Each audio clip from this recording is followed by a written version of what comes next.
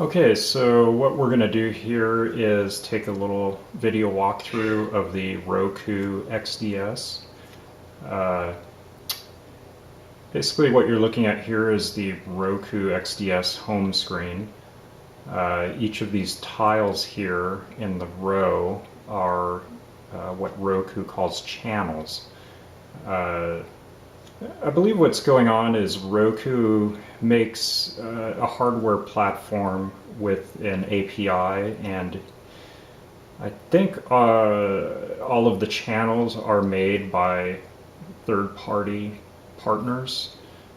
So, for instance, Hulu is a partner, and I believe they write their own application using the API, and uh, at some point it's able to go into what Roku calls their channel store.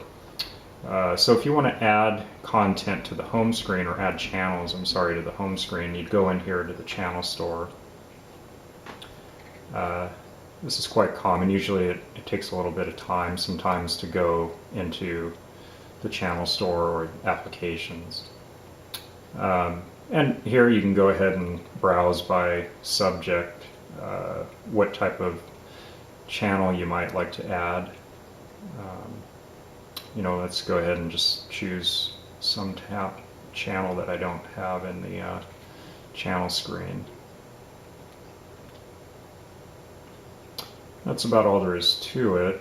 What will happen is that channel that you just added will go ahead and line up at the end of all your channels. So I'm just going to go to the left here, and if I choose this option button on the remote, I can go ahead and change the position of this in here.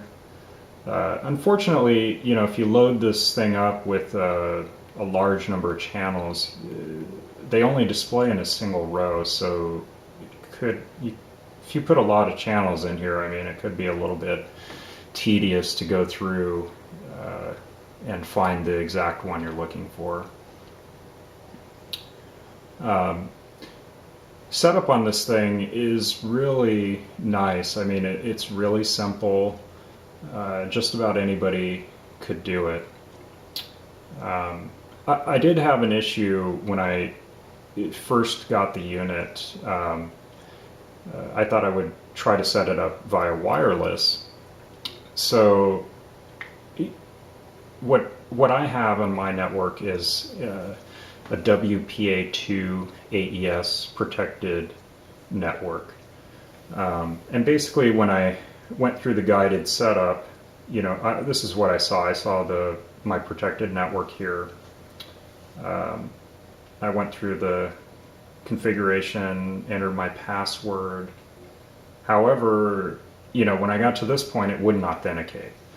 So I went ahead and, connected it to my gigabit wired network, and I went ahead and, you can check the firmware. I believe this is the screen. Check for update. And, I updated the software, and of course then it was able to authenticate. Sort of a fatal flaw, though, if you can't connect it to your network out of the box.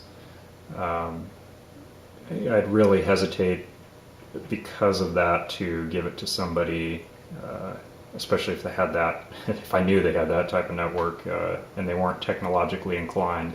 They might be spending a lot of time in frustration trying to figure out what's going on.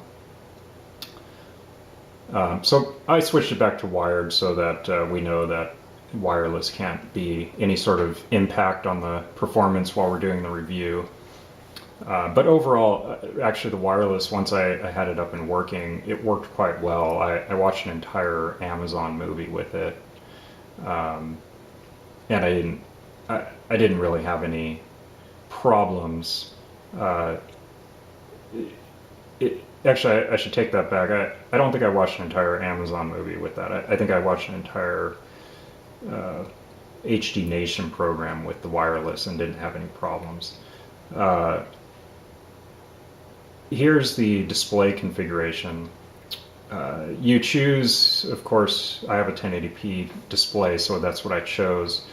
Um, you should keep in mind that when you set it up for a 1080p set, it really is only displaying 720p unless you watch 1080p content.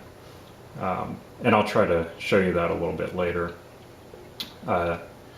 You know, I've got this thing hooked up via HDMI, as well as the optical output, which I was just using for testing to sort of switch back and forth.